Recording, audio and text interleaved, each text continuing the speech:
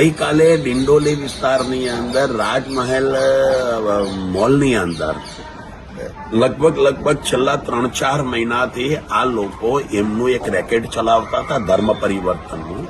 જ્યારે ખ્રિસ્તી મિશનરીના જે પાદરી આવે અને એના પાસ્ટરો આવે એ લોકો અહીંયા એમની પાસેથી એમને માળા કરાવતા હતા, એમના ધર્મ માટેની વાતો કરતા હતા અને એમને એમના ધર્મની અંદર લઈ જવા માટેની પ્રેરણા આપતા હતા.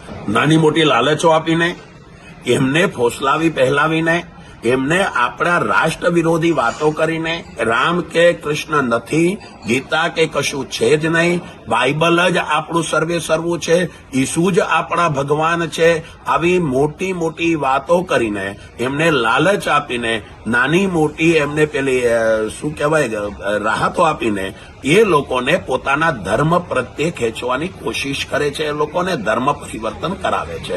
છેલ્લા 3 મહિનાથી આ ડિંડોલીની અંદર આ લોકોની ખોફનાક એજન્સીઓ અને ખુફિયા એજન્સીઓ આ રીતે કામ કરી રહી છે.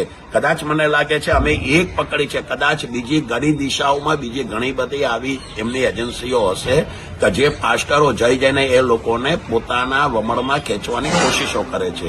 પણ આ રાષ્ટ્ર વિરોધી કામને ક્યારેય પણ અમે સાખી લેતા નથી. અને અમારી જે ગ્રુપ છે, અમારું જે યુવાધન છે, આ યુવાધનને કદાચ મને એવું લાગે છે કે આ લોકો હિન્દુ સંસ્કૃતિને છોડીને એ લોકો એમના બાઇબલ અને ખ્રિસ્તીની પેલા એની અંદર લઈ જાય છે.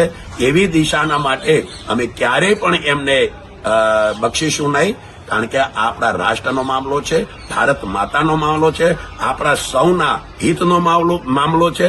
અને આ એક એવી પરિસ્થિતિ છે કે જ્યારે આપણા રાષ્ટ્ર વિરોધી તાકાતો જ્યારે આપણા દેશની અંદર, આપણા રાજ્યની અંદર, જ્યારે સુરતની અંદર જ્યારે ઊભી થાય છે, એમને નષ્ટ નેસ્ત અને નાબૂદ કરવાનું આ કામ આપણે કરવું જ પડશે.